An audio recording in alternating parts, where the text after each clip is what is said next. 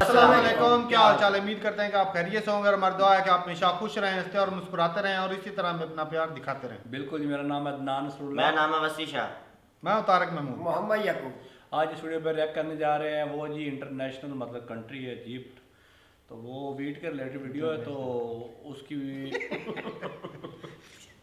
पहले हमें चलो पता चलो नहीं था भाई, कि इजिप्ट जो है इंटरनेशनल पता चला कि इंटरनेशनल कंट्री का। चलो पता तो चल गया ना। अच्छा भाई साहब तुम लोग बोल लो। आप नहीं आप स्टार्ट करें ना।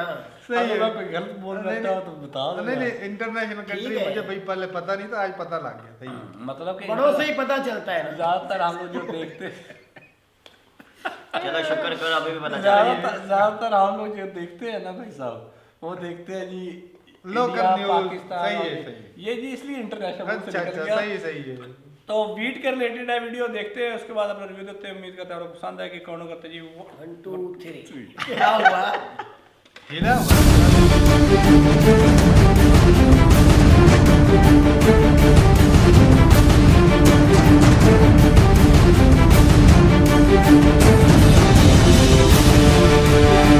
तो दोस्तों इस वक्त की बहुत ही बड़ी खबर आ रही है मुस्लिम देश इजिप्ट से। इजिप्ट के एम्बेसडर जो भारत के अंदर हैं वो हाल ही में आते हैं और भारत की सरकार से अपील करते हैं कि कृपया करके गेहूं के ऊपर जो आपने प्रतिबंध लगा रखा है उस प्रतिबंध को आप हटा दीजिए। आप ये प्रतिबंध हटा दोगे तो इजिप्ट के जो करोड़ों लोग हैं उन्हें सस्ते रेटों में रोटी मिल जाएगी खाने को, और हम इसका एहसान कभी भी नहीं भूलेंगे और इसके बदले में आपको हम फर्टिलाइजर भी एक्सपोर्ट करने के लिए तैयार हैं। दोस्तों सारी रिसर्च आज हमने कर ली है और ये न्यूज बहुत इंटरेस्टिंग होने वाली है, तो इस न्यूज को मिस मत कीजिएगा, पूरा जरूर सुनिएगा। तो शुरू करते हैं आज की इस वीडियो को।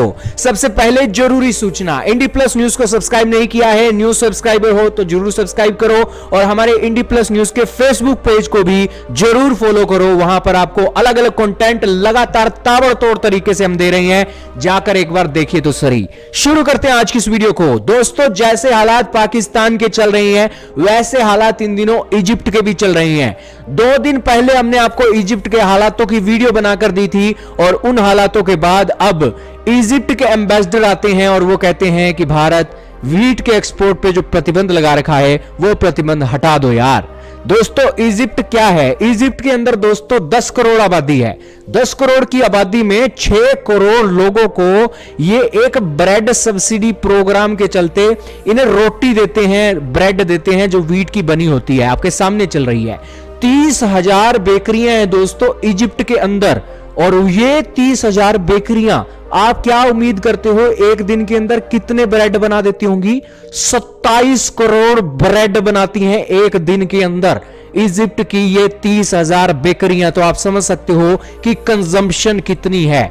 यही जो 10 करोड़ लोग हैं इतना ब्रेड खा जाते हैं दोस्तों। दुनिया में सबसे ज्यादा ब्रेड खाने वाले लोग आपको इजिप्ट में ही मिलेंगे और यही कारण है कि दुनिया के अंदर सबसे ज्यादा गेहूं का इंपोर्ट करने वाला देश भी इजिप्ट ही है। इजिप्ट एक मुस्लिम कंट्री है और बेसिकली यहां पर कई आर्टिकल भी आपको देखने को मिल जाएंगे। Egypt dirty wheat problem.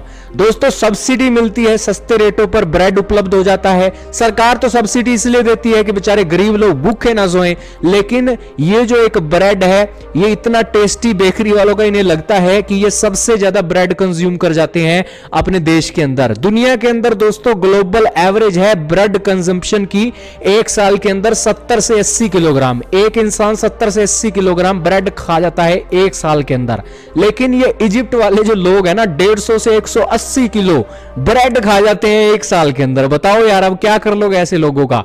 ऐसे भुक्खड़ लोग बैठे हैं इजिप्ट के अंदर।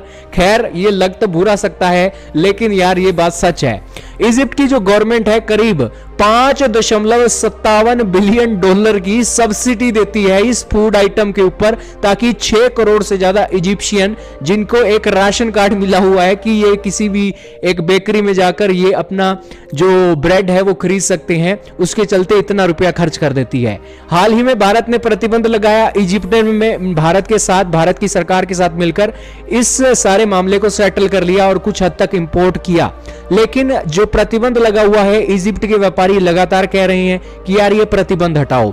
हाल ही में देखा गया है कि भारत ने इजिप्ट के जो राष्ट्रपति हैं अल सीसी, उन्हें भारत के अंदर न्योता दिया है कि आप रिपब्लिक डे की परेड के ऊपर भारत आइए, और वो अब भारत आने वाले हैं। और हाल ही में आपको खबरें भी देखने को मिली होंगी कि इजिप्ट को हम कुछ बेहतरीन डिफेंस के हथियार बेचने की भी डील कर रही हैं। और खबरें तो दोस्तों ये भी निकल रही हैं कि भारत और इजिप्ट के बीच में एक्सरसाइज भी होने जा रही है सेनाओं के बीच में। इजिप्ट और भारत के रिश्ते बहुत अच्छे होने वाले हैं आने वाले दिनों में। और बेसिकली इजिप्ट के जो राष्ट्रपति आएंगे भारत के अंदर, तो जाहिर सी बात है कुछ गिफ्ट भारत भी इजिप्ट को देगा और कुछ गिफ्ट इजिप्ट भी भारत को देगा। हाल ही में क्या देखने को मिला है दोस्तों, इजिप्ट ने ये जो रशिया को रिप्लेस कर दिया है यूरोप की मार्केट के अंदर। आप ये जानकर हैरान रहोगे, आपके सामने बकायदा आर्टिकल लेकर आए हैं दोस्तों हम। इजिप्ट ने रशिया को रिप्लेस कर दिया है यूरोपियन यूनियन के अंदर और सबसे बड़ा फर्टिलाइजर का एक्सपोर्टर बन गया है। यूरोप की मार्केट के अंदर इजिप्ट ने 1.5 बिलियन यूरो का फर्टिलाइजर बेच दिया है 10 महीनों के अंदर। और सबसे ज्यादा फर्टिलाइजर फ्रांस ने खरीदा है 375 मिलियन यूरो। बाकी फिर स्पेन, इटली और ग्रीस जैसे देश इसके अंदर शामिल है। इजिप्ट का जो केमिकल और फर्टिलाइजर इंडस्ट्री का एक्सपोर्ट है, अगर गिन लिया जाए तो 4.3 बिलियन डॉलर का है। इजिप्ट टुडे का आर्टिकल आपके सामने चल रहा है। वैसे फर्टिलाइजर एक्सपोर्ट की बात की जाए तो सबसे बड़ा एक्सपोर्टर रशिया ही है, दूसरे पर चाइना है, तीसरे पर कनाडा है। इजिप्ट का नंबर 13वें नंबर पर है। लेकिन इन दिनों इजिप्ट ज्यादा फर्टिलाइजर प्रोडक्शन कर रहा है। और फर्टिलाइजर प्रोडक्शन कैसे होती है दोस्तों, फर्टिलाइजर की प्रोडक्शन होती है क्रूड ऑयल से, आपको हमने पिछली वीडियो में बताया था। और 6000 से ज्यादा रिफाइंड प्रोडक्ट इसके बनते हैं। तो ये थी सारी न्यूज दोस्तों। बहुत उम्मीद है कि रिपब्लिक डे के मौके पर इजिप्ट के राष्ट्रपति आएंगे तो बहुत बड़ी डेवलपमेंट निकलेगी और भारत और इजिप्ट के रिश्ते और भी बेहतरीन होने जा रही हैं आने वाले समय में। खैर, एक तरफ तो पाकिस्तान है और एक तरफ इजिप्ट है, हालात दोनों के सेम है। लेकिन इजिप्ट मुस्लिम देश होने के बावजूद भी भारत से धड़ाधड़ गेहूं इंपोर्ट करने की बात बोल रहा है, और दूसरी तरफ पाकिस्तान है कि नखरे संभाले से भी नहीं संभलते हैं। तो वैसा वीडियो ख़त्म हो गई है। बाकी किस ये बात की? बाकी बात वैसा ये है कि जो इंडिया है ना, वो ज़राअत के मामले में बहुत बहुत बहुत तगड़ी कंट्री है। बिल्कुल। अब पहले नंबर तो मोदी सरकार जो है ना, इन्होंने एक्सपोर्ट के ऊपर पाबंदी लगाई थी, वीट की एक्सपोर्ट के ऊपर। वो पाबंदी इसलिए लगाई थी, जब एक चीज़ कॉमन हो जाएगी ना, आम हो जाएगी, उसकी कीमत कम हो जाती है। जब एक चीज़ नायाब होती है ना, बहुत कम मिलती है, तो जाहिर सी बात है उसकी कीमत बढ़ जाती है। पाकिस्तान में भी अगर हम लोग घर से निकले ना, हमें हर जगह पे तकरीबन गेहूँ लगी हुई नज़र आएगी। ऐसा ही है। ठीक है। और ये जो है ना, अब करते क्या है पाकिस्तान वाले, पहला नंबर तो उसको एक्सपोर्ट करते हैं। इनके पास एक्सपोर्ट करने के पहले लिए करते और थे, चीज़ अभी है। नहीं करते। बात तो सुनना, मैं बताता हूँ। एक्सपोर्ट आज भी करते हैं वीट को। जब शुरू में मतलब कि मिलती है ना, तो तब एक्सपोर्ट कर देते हैं। जब एक्सपोर्ट कर देते हैं तो उसका मतलब कि और चीज़ तो एक्सपोर्ट करने के लिए है ही नहीं, चड्डी बनियान के अलावा। तो जब एक्सपोर्ट करते हैं तो ऑटोमेटिकली वो जो चीज़ है ना, वो पाकिस्तान में कम पड़ जाती है। फिर दोबारा फिर वो चीज़ जो बाहर वाली कंट्री से ना जो मंगवाते हैं, उस वजह से करके फिर महंगी मिलती है। प्रोडक्शन इतनी होती है, जो है ना गंदम, आप देख लो कि पिछले यूक्रेन की और रशिया की वार में वो इतनी पैदावार ही नहीं हुई। पैदावार कम हुई थी, बारिशें भी इतनी ज़्यादा नहीं। एक तो फर्टिलाइजर नहीं मिलता, खाद इतनी महंगी थी, 10,000 की यूरिया की थी एक थैला, दूसरा सॉरी एक बोरी DAP का थैला, और जो है वो 2500 से 5000 तक थी दूसरी सोना यूरिया। तो बता बंदा वो एक गरीब किसान वो तो अफोर्ड ही नहीं कर सकता। तो फर्टिलाइजर कम होने की वजह से उतनी ज़्यादा पैदावार ही नहीं। इधर की जो हमारे गांव की बात करें तो भाई साहब जो अक्सर थी ना, वो 25 से 20 मन के करीब जो है निकली होगी एवरेज। 30 लगा लो, ज्यादा से ज्यादा जो थी वो 30 थी इतना ही है एकड़ में से। तो वो वहाँ बहुत पे- कम है। वहाँ पे कम से कम 35-40 होती है। हाँ, वो भाई साहब इंडिया में वो एक तो सब्सिडी देती है, खाद पे सब्सिडी मिलती है उनको, पानी जो है वो ट्यूबवेल, वो बिजली फ्री है। तो फिर बताओ उधर पैदावार ज्यादा ना हो तो हमारे यहाँ क्या था, डीजल इतना महंगा था, बंदा भाई अभी हम ना कर रहे हैं ना ट्यूबवेल से, अभी भी महंगा है, महंगे दाम अभी भी 15,000 का तकरीबन एक दिन का खर्चा आता है। 15,000 या 10,000 का खर्चा आता है एक दिन का।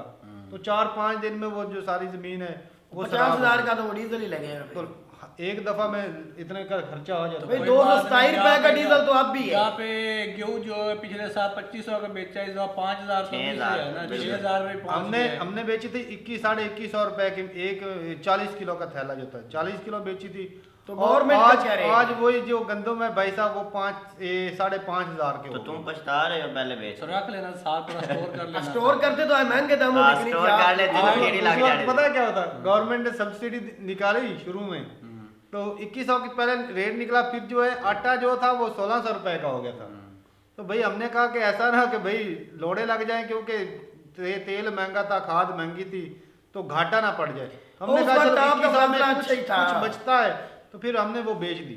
तो बाद में भाई साहब अचानक से रेट बढ़ा दिया। अब हमने तुम कहा पछता रहे हो भाई ये तो पहले। नुकसान नहीं हो। पछतावा नहीं इसमें नहीं भैया, पछतावा नहीं, चलो अच्छा कि हमें वो फिर भी कुछ बचत आएगी। वक्त को देख के उन्होंने ठीक ही फैसला किया था। लेकिन ये हालत है भाई साहब, आज पाकिस्तान में हालत ये है कि लोग जो है आटे के लिए पैसे दे के भी भाई लड़ते हैं लोग। पैसे दे के भी या नहीं मिलता। मिलेगा वो भाई नहीं मेरा मिलता ही भाई नहीं तो। आटा। अब बात ये है कि जो इजिप्ट है ना, उसकी बात बता रहे थे कि इजिप्ट में मतलब कि जो कंज्यूम करता है ना, वो उसकी कंजप्शन बहुत ज़्यादा वेट की। वेट क्या? अब ये फ़र्क होता है मतलब कि ना डिफरेंट एरियाज में डिफरेंट जो डिशेस वगैरह बनती हैं, हाँ, उनके ज़्यादा ऊपर चीज़ें होती हैं। डिपेंड करती हैं ये चीज़ें। अब उनके जो यूटिलाइज है ना, वो चपाती टाइप यानी कि रोटी जो है वो थोड़ी सी फूली फूली मतलब हाँ। बेहतरीन किस्म की लगती बंदा ज्यादा ही खा जाता है। अब वो ज़्यादा यानी कि उनके जो बच्चा है ना, अब छोटा बच्चा है, शुरू में उसकी खुराक जो है माँ उसको जो खिलाती है, वो कहते हैं ना माँ के जो खिलाई हुई चीज़ होती है ना, उसका टेस्ट हमेशा ज़िंदगी सारी रहता ही रहता है। तो ये ज़्यादातर जब वो ये चीज़ है ना, ये बचपन में मतलब डेवलप होती है, वो टेस्ट बड बन जाते हैं बंदे के ना, डेवलप उस हिसाब से होते हैं। जो चीज़ बचपन में खाता है वही चीज़ वो बड़े होकर भी पसंद करते हैं ज़्यादातर ना। तो जो ये मिस्र में है ना, ये चीज़ ये बहुत ही कदीम मतलब कि है शहरों में से, मतलब कि ये है मुल्क कदीम है। हाँ बिल्कुल इसकी ऐसी बात है। इजिप्ट की जो हिस्ट्री है वो बहुत पुरानी है जी, हाँ। मिस्र की। उधर इनकी इतनी पॉपुलेशन है, दूसरी पैदावार होती नहीं गंदम की, आबादी इसीलिए भी कम इंपोर्ट करते हैं। और देखा जाए तो भाई साहब सही बात अदनान भाई ने बोली कि जो शुरू से खाना लग जाए तो वही खाता है। हम पंजाब में रहते हैं तो हम भी ज़्यादातर वही गंदम ही खाते हैं, और जो बंगाल में रहते हैं वो तो भाई साहब चावल खाते हैं, जिस तरह हम हर रोज चावल रोटी और फिश खाते हैं वो। हाँ, हम हर रोज रोटी खाते हैं, वो चावल और फिश खाते हैं। मेरा भाई होता है ना वो बाहर, तो वो फिर भी उधर तो भाई साहब अलग अलग नूडल वगैरह ये चीज़ें वो भी खाता है, लेकिन रोटी तो वो लाजमी वो खाता है। हाँ खैर ये यानी कि चीज़ें होती हैं, काउंट करती हैं, फ़र्क पड़ता है इन चीज़ों से। तो काफ़ी यानी कि जो है ना, हालांकि जो दूसरे गवर्नमेंट को चाहिए बैन हटा देना चाहिए ताकि दूसरी कंट्री जो इससे फायदा हो जाए, क्योंकि इंडिया के जब वो पास वापस आ रहे हैं अदनान भाई, इंडिया में वो आ रहे हैं तो पाकिस्तान आप में ही गंदम जाएंगे। नहीं है, अभी फर्टिलाइजर थे नहीं, तो भाई साहब गंदम की इस बार भी पैदावार कम होगी, गंदम और मंगाने पड़ेगी। हमारे पास डॉलर नहीं है। इंडिया जो वो लोगों को सब्सिडी देता है अपने किसानों को, बिजली सस्ती, खाद सस्ती, और उनको बीज बेचने में सस्ते भी होते हैं। आसानी पैदा करता है, बीज भी सस्ते देता है। उनकी जो वो रिसर्च हर किस्म की जो सहूलत ज़राअत को मिलती है। तो खैर ये बहुत अच्छी चीज़ है, और अनकरीब मुझे लगता है इंडिया उठा भी देगा इसके ऊपर से बैन। और ये वो इसलिए हटाया था कि ऐसा ना हो कि हम शुरू में एक्सपोर्ट कर दें और भाई खुद के लिए बचे ना, पाकिस्तान वाली ये हालत ना अच्छी हो जाए। चीज़ है। तो यही तक वीडियो उम्मीद करते हैं आप लोग पसंद आएगी, चैनल को सब्सक्राइब कर दें। मिलते हैं वीडियो साथ, तब तक के लिए अल्लाह अल्लाह हाफिज़। हाफिज़।